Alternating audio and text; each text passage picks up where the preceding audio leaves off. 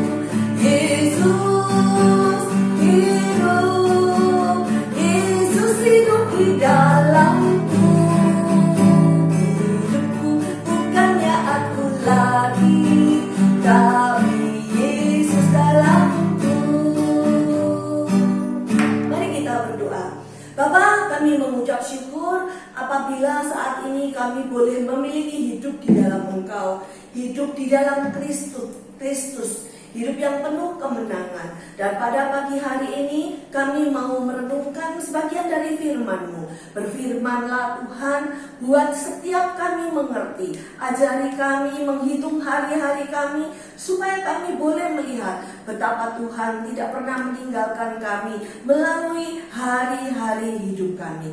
Beracaralah Tuhan dari awal ibadah PLT ini dimulai sampai dengan akhirnya.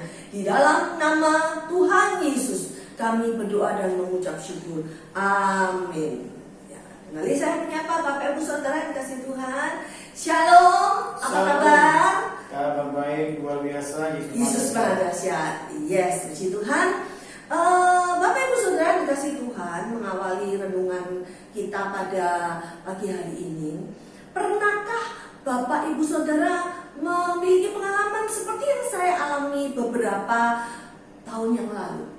Yaitu ketika saya pulang kampung saya ada di Surabaya. Ketika saya pulang kampung, karena sudah lama nggak pulang ke Surabaya, saya kepengen menikmati makanan-makanan kuliner khas kota Surabaya. Saya makan tahu campur, rujak cingur, apalagi itu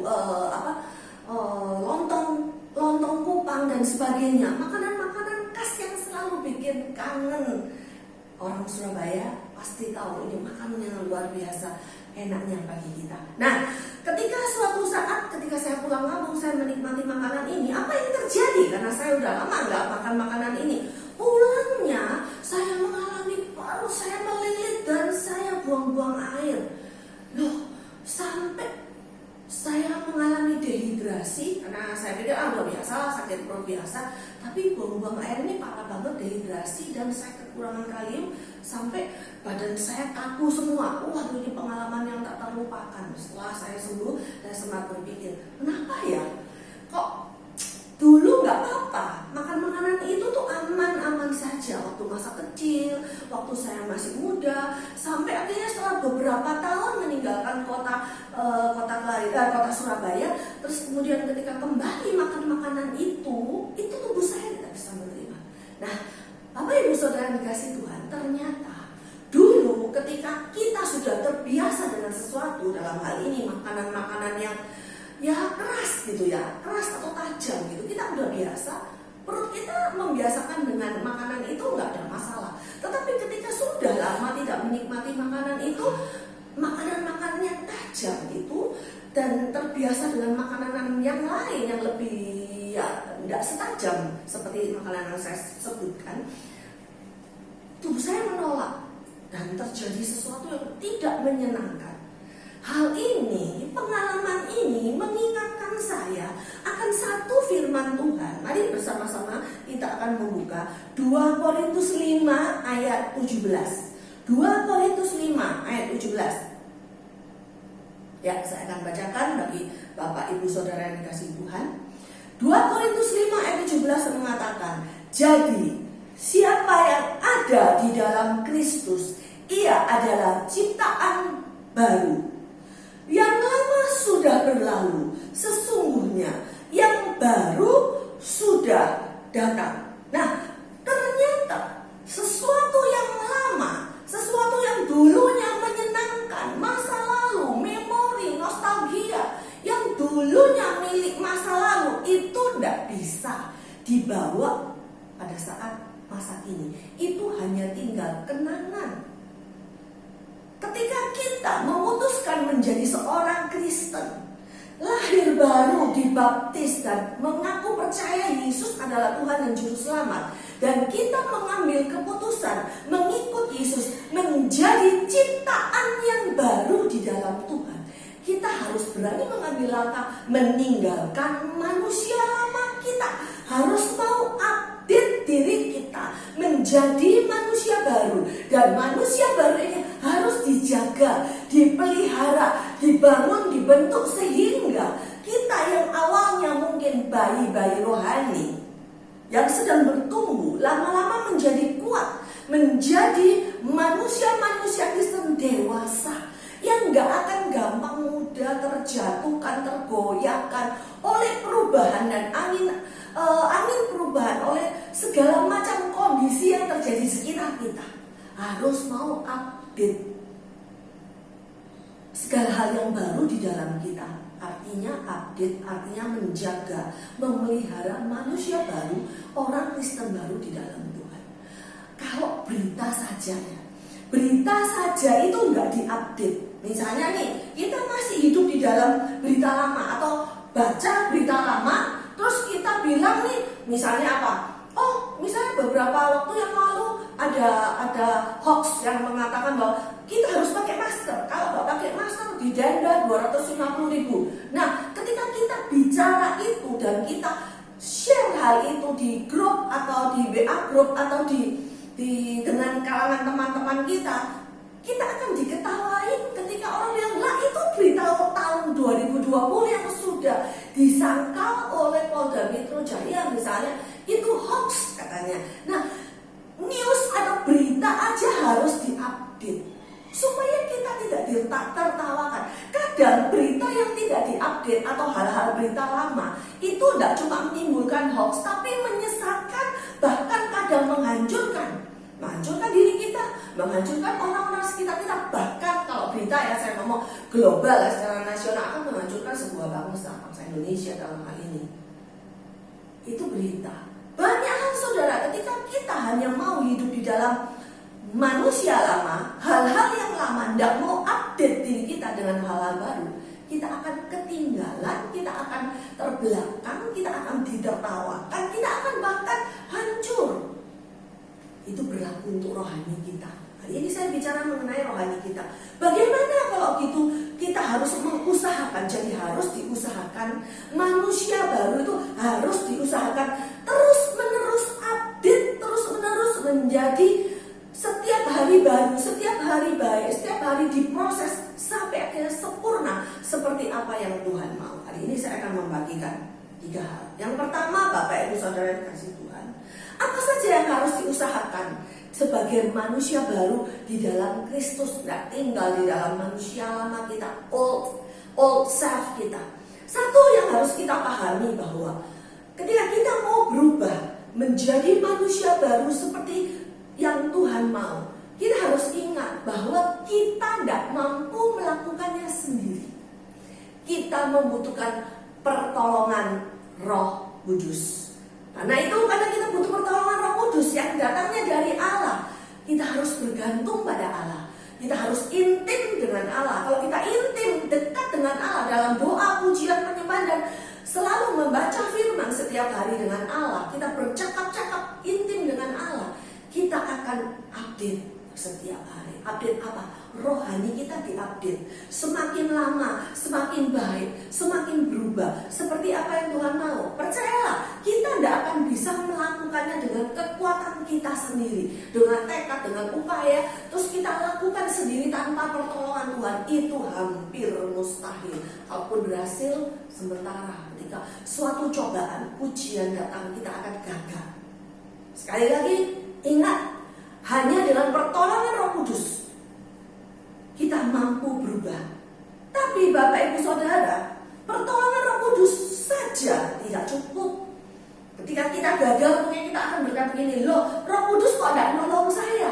Itu kan seringkali kita bilang, loh kok Tuhan tidak nolong saya jatuh lagi, gagal lagi dalam kebiasaan buruk saya, merokok lagi, nonton video porno lagi, berkata-kata kasar lagi, mempunyai pikiran negatif lagi, sampai kita berkata kok tidak ada pertolongan dari Tuhan. Nah saudara, yang kedua yang perlu kita ingat, pertolongan dari Tuhan ya harus ada pertolongan dari Roh Kudus, tapi harus ada juga usaha dari kita pribadi, yaitu dengan memiliki tekad dan komitmen. Kemudian kita mengambil keputusan.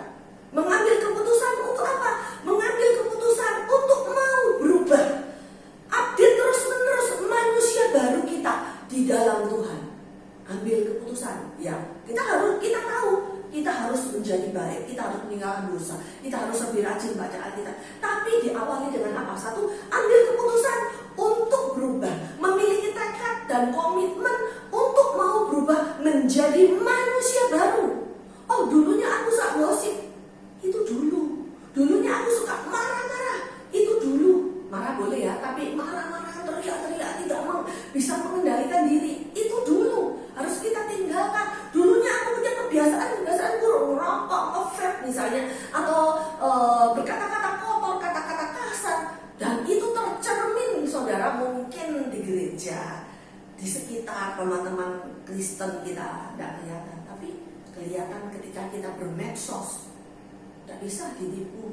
Ketika pikiran kita, perbuatan kita masih di dalam manusia lama, itu tercermin dalam perkataan, perbuatan, dalam tulisan, di medsos, dan sebagainya. Saudara, kita buka Galatia 2 ayat 20 ya. Saya bacakan Galatia 2 ayat 20. Di sini saya mulai bacakan ayat 19 dulu. Galatia 2 ayat 19 dan 20. Sebab aku, kata Rasul Paulus, sebab aku telah mati oleh hukum Taurat untuk hukum Taurat, supaya aku hidup untuk Allah. Aku telah disalibkan dengan Kristus. Jadi sudah disalibkan, manusia lama kita disalibkan dengan Kristus, dan kita bangkit dengan manusia baru, yaitu ayat 20. Namun tidak mati selama-lamanya, mati sudah selesai, mati manusia lamanya, tapi namun aku hidup. Apanya? Manusia baru kita hidup. Namun aku hidup, tetapi bukan lagi aku sendiri yang hidup, melainkan Kristus yang hidup di dalam aku. Dan hidupku yang kuhidupi sekarang, hidup di dalam manusia baru, di dalam Kristus ya maksudnya. Dan hidup yang kuhidupi sekarang di dalam daging adalah hidup oleh iman dalam Anak Allah yang telah mengasihi aku dan menyerahkan dirinya untuk aku. Hidup di dalam Kristus, hidup oleh iman, yaitu hidup baru. Itu hidup oleh iman di dalam Kristus. Perlu dirawat, perlu dijaga, perlu diupdate, diusahakan. Tidak menyerah. Saudara, ketika mengalami tantangan, kesulitan, kita kadang-kadang menyerah. Tapi ingat, ketika kita punya komitmen, kita janji dan kita mengingat-ingat bahwa Allah, yaitu di dalam Yesus Kristus yang dalam wujud Roh Kudus di dalam kita, itu tidak pernah ninggalin kita. Dia yang tegur kita, ngingetin, loh kamu kan tidak boleh seperti ini. Loh masa sih kamu seperti ini? Hati kecil kita kadang bicara, kadang orang lain. Tuhan bicara melalui orang lain kepada kita, teman kita, sahabat kita, pendeta kita, khotbah di gereja, di YouTube yang kita dengar, hal rohani di YouTube yang kita dengar, yang ngingetin kita, loh kamu kok seperti itu sih, kamu kok merokok lagi sih, kamu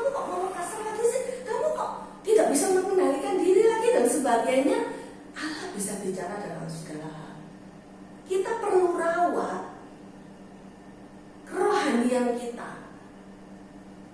Pribadi Kristus yang ada di dalam kita itu supaya bertumbuh.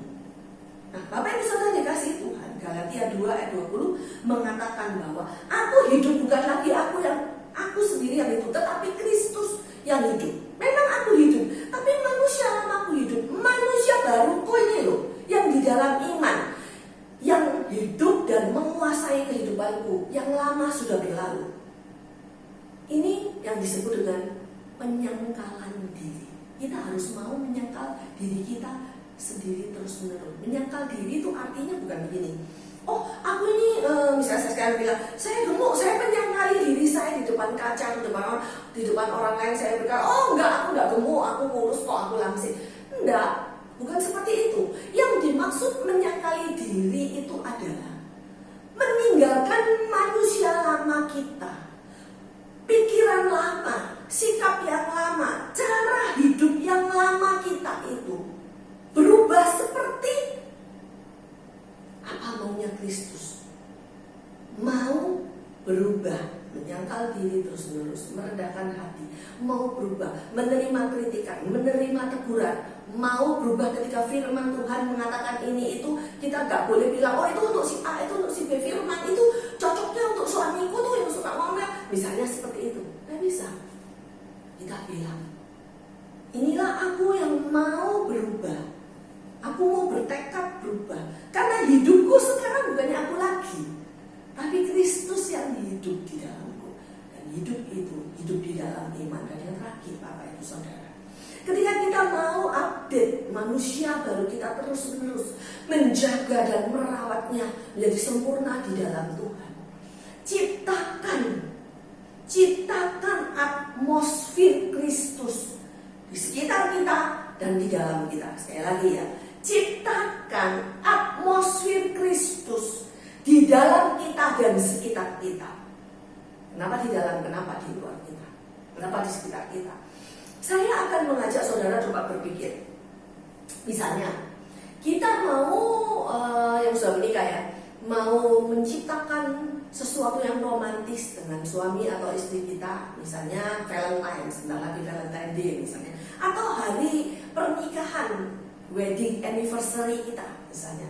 Kita mau ciptakan menjadi suasana romantis, bisa dengan upaya, dengan segala usaha. Misalnya ya dinner yang romantis, makan malam, nggak usah jauh-jauh, kalau punya uang nggak apa-apa, di rumah makan yang mewah. Tapi kalau nggak di rumah, misalnya dengan lilin yang temaram, lilin yang bagus, terus kemudian setelin musik-musik yang bagus, semua buat mood kita enak. Nggak cuma wedding anniversary, segala hal. Misalnya kita lagi suntuk, lagi bad mood lah, ciptakan suasana yang membuat kita happy. Misalnya style musik rohani. Kadang-kadang kalau saya senang wangi-wangian yang membawa mood kita enak, makan makanan yang membuat dia happy gitu loh. Itu bisa diciptakan.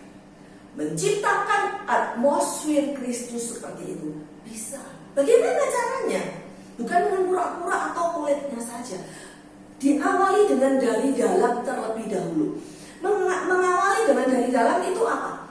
Tadi sudah disebut, yaitu komit, memiliki tekad untuk berubah, mulai dari gaya hidup kita, cara kita berpikir, cara kita berkata-kata, cara kita memandang sesuatu itu berbeda lagi dengan dulu waktu kita masih belum di dalam Kristus. Kalau dulu mungkin kita kesentil sedikit, gampang tersinggung. Manusia baru kita tidak seperti itu. Kalau dulu kesal sedikit atau marah sedikit, wah kata-kata kotor keluar dari mulut kita. Itu dulu. Gaya hidup kita sudah berubah, style kita udah berubah. Kalau orang kayak dibilang gaya hidup itu bicara mengenai kebiasaan yang terus menerus dilakukan atau dimiliki oleh seseorang yang melekat pada dirinya. Misalnya dia gayanya ortodok, misalnya gayanya kuno ya, itu terus terjadi. Misalnya pakaiannya, atau dia gayanya ya santai, pakaian celana pendek, suka gitu, itu gayanya. Tetapi gaya hidup Kristen itu bicara mengenai bagaimana sikap kita, perkataan, perbuatan, bahkan pikiran kita itu efeknya bagi orang lain, baik atau buruk. Yang paling gampang saya katakan, kuncinya miliki gaya hidup seperti Kristus. Itu saya bilang setiap perkataan, perbuatan, pikiran atau apapun yang kita lakukan, pikirkan, kalau aku jadi Yesus, apa sih yang aku lakukan? Kalau aku jadi Yesus, apa sih responku menghadapi sesuatu? Contoh, ketika Yesus melihat seorang yang letih dan terlantar, orang banyak menunggu, orang ada yang sakit mau menunggu kesembuhan, belas kasihan Yesus keluar. Itu gaya hidup Yesus. Ketika kita melihat orang membutuhkan pertolongan, apakah kita berpikir, kalau Yesus seperti aku seperti Yesus, bagaimana ya? Ketika menghadapi sesuatu, misalnya diejek, dicaci, maki, diludahin Yesus, apa yang Yesus katakan? Apakah dia kemudian kembali mengejek, mencaci maki? Ketika Yesus mau ditangkap, dia muridnya langsung respon ya, kayak membela tentu saja kepala pasukan telinga seorang tentara dipotong. Itu respon muridnya. Tapi Yesus apa yang dilakukan? Responnya tidak seperti itu. Kalau manusia lama kita, respon kita disakiti, kita balas menyakiti. Jadi manusia baru kita seperti Kristus, pikiran Kristus dan sikap Kristus. Dia memiliki segala hal baik, kasih, passion, kesabaran, kemurahan, buah-buah roh yang kita sudah pelajari. Itu yang Yesus lakukan. Jadi sekali lagi, memiliki gaya hidup seperti Kristus adalah salah satu cara menciptakan atmosfer kita, atmosfer Kristus di dalam kita. Keluar dari hati kita, hati yang penuh ucapan syukur, hati yang penuh dengan sukacita, berpikir positif, tidak dikit-dikit berpikir negatif. Itu gaya hidup Kristus. Itu dari dalam. Yang dari luar, atmosfer sekitar kita. Misalnya nih, kalau kita di suatu ruangan baunya busuk, apa yang kita lakukan? Kita usir kan bau busuk itu, atau kita menikmati bau busuk itu? Enggak kan? Mungkin ada orang bau busuk sampai mual-mual nih. Kita mungkin usir dengan kipas angin, kita semprot pewangi ruangan dan sebagainya. Itu yang dari luar. Nah, yang dari luar, segala sesuatu yang buruk yang dari luar, misalnya pergaulan, komunitas yang buruk, itu mempengaruhi atmosfer hidup kita sebagai orang Kristen. Ciptakan atmosfer yang baik dengan bergaul, memilih pergaulan yang baik, komunitas yang baik. Saya tidak bicara bahwa kita membenci orang-orang di sekitar kita yang nggak seiman, atau kita membenci orang-orang yang punya dosa yang nggak mau melepaskan dirinya dari dosa, bukan. Atau kita tinggalkan, kita cuekin mereka, enggak. Tapi saudara harus punya kebijakan. Kapan saudara ada bersama dengan mereka? Tapi kapan saudara akan memutuskan stop? Aku harus mengurangi hidup bergaul dengan mereka yang merusak imanku. Misalnya, orang yang suka menggosip hidup dengan orang-orang yang tinggal terus-menerus dengan orang yang gosip. Lama-lama dia akan terpengaruh ikut menggosip. Orang yang punya pikiran negatif, bercakap-cakap dan bergaul dengan orang selalu berpikiran negatif, mau gak mau terpengaruh. Itu pasti. Nah, karena itu, saudara, saya katakan perlu kita memberikan keputusan pada diri kita sendiri. Kapan saya mengundurkan diri dari pergaulan yang tidak baik, namun tetap mengasihi mereka. Hidup di dalam komunitas. Sekarang bicara bukan hanya ketika kita hang out, kumpul-kumpul dengan orang-orang yang seiman saja, tapi lebih dari itu, di dalam hidup bermedsos. Dalam bermedsos misalnya kita di dalam WA grup kita, dalam bermain media sosial misalnya, bisa saudara sebut semua platform yang saudara miliki.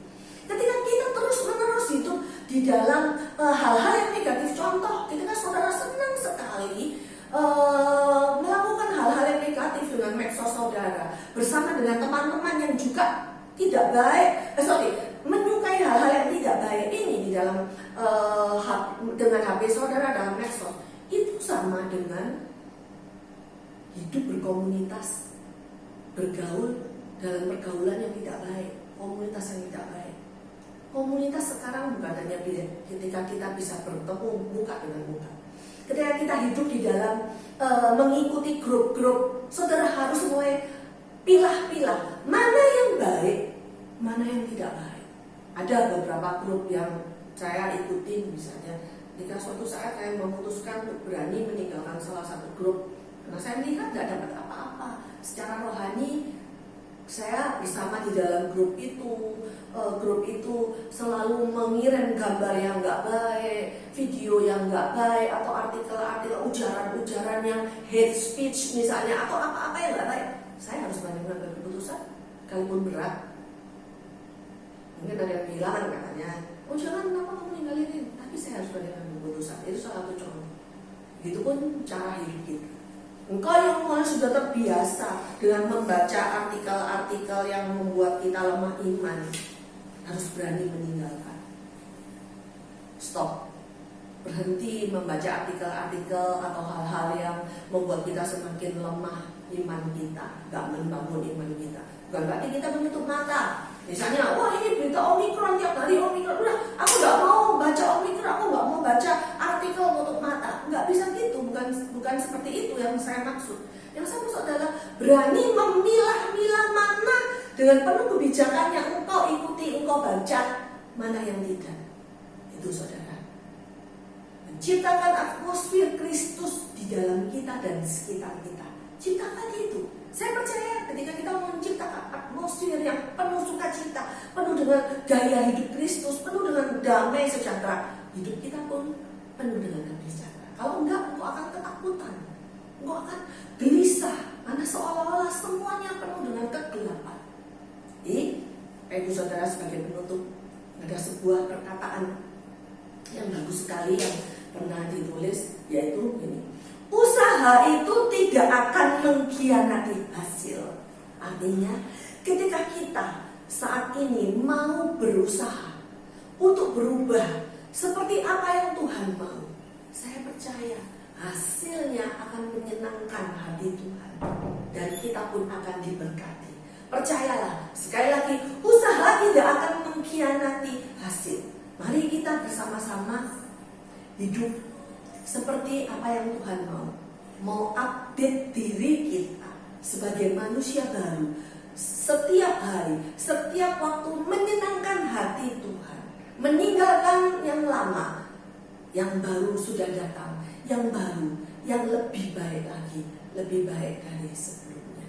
Biarlah firman Tuhan pada pagi hari ini memberikan kekuatan kepada kita, sekalipun kita tidak tahu apa yang akan terjadi di depan, tapi kita punya satu keyakinan: selama kita hidup di dalam Kristus, mau update manusia baru kita terus menerus seperti janji Tuhan, Dia gak akan pernah mengecewakan kita. Janjinya itu sungguh indah. Janjinya untuk kita, anak-anaknya, diberikannya pertolongan tepat pada waktunya. Amin. Kita tutup dalam doa. Mari bersama-sama berdoa. Bapa di surga, terima kasih Tuhan untuk firman-Mu. Biarlah kami boleh memiliki tekad, kemauan dan kemampuan untuk menjadi serupa dengan Engkau. Mau meninggalkan manusia lama kita, setiap hari terus-menerus diperbaharui menjadi manusia baru di dalam Engkau. Hidup di dalam pertolongan Roh Kudus, menciptakan hal-hal yang baik sekitar kami, hidup bergaul dengan orang-orang yang baik, mau ngasih Tuhan melalui ibadah dan setiap perbuatan baik yang kita lakukan untuk orang-orang sekitar kami.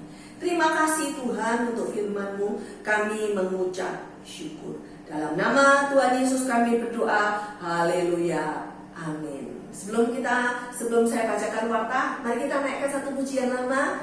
Adapun hidupku bukannya aku lagi. Mari kita naikkan lagu ini bersama-sama.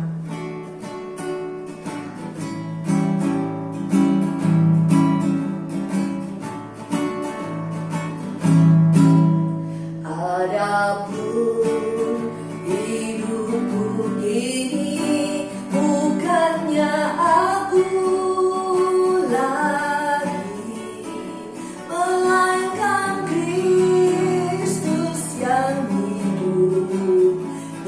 dalamku. Padamu hidupku kini, bukannya aku lagi, melainkan Kristus yang hidup di dalamku. Tetapi hidup yang sekarang hidup dalam tubuh ini. Aku hidup di dalam iman kepada Anak Allah yang mengasihi aku dan yang menyerahkan dirinya untuk aku. Ya, hidupku yang sekarang bukannya aku lagi, tapi Yesus yang di dalamku, itu yang kumiliki. Amin. Bapak Ibu Saudara yang dikasihi Tuhan, warta hari ini, besok Rabu ada doa fajar pengharapan pukul 5 pagi, ya. Maka Bapak Ibu Saudara dikasihi Tuhan, ikuti dan mari bersama-sama beribadah pada subuh pukul 5 pagi melalui YouTube channel Engkau Rumah Iman, ya. Kemudian pada hari Kamis pukul 7 malam akan ada ibadah Victory in Prayer. Serta ibadah hari Minggu ini kita akan menunggu informasi dari Bapak Gembala melalui WA group yang kita miliki di GPI Batu Penjuru. Pastikan engkau mengikuti ibadah yang berlangsung. Kalau ibadah tidak bisa onsite, tidak bisa di gereja, kita bisa tetap beribadah online hari Rabu, hari Kamis, dan tetap hari Minggu. Baiklah Bapak Ibu Saudara yang dikasihi Tuhan, kita akan tutup ibadah kita pada pagi hari ini. Saya akan memberikan doa berkat buat Bapak Ibu Saudara. Mari kita bersama-sama berdoa. Bapa yang di surga, kami berdoa untuk semua anak-anak-Mu yang hari ini, khususnya hari ini yang mengikuti ibadah pagi lawatan Tuhan, baik secara online, live streaming di rumah kami masing-masing maupun mengikuti siaran tundanya. Kami berdoa Engkau sendiri yang menolong setiap perkara yang kami hadapi. Kami percaya tidak ada yang kebetulan. Bila hari ini firman-Mu berbicara dengan jelas kepada kami, agar kami mau berubah menjadi manusia baru, mau mengupdate manusia baru kita, mengusahakan makin hari makin baik di dalam Engkau, supaya kami boleh menyenangkan hati-Mu ya Tuhan. Biarlah Tuhan menolong kami dengan pergumulan-pergumulan yang kami hadapi. Ada mungkin di tengah-tengah kami saat ini terbaring lemah. Tubuh jasmani kami boleh lemah, tapi tubuh roh kami tetap kuat di dalam Engkau. Kami tetap memiliki iman bahwa Tuhan tetap memelihara dan menjaga kami. Kami yang bergumul dengan keuangan, perekonomian kami, Tuhan bela perkara kami.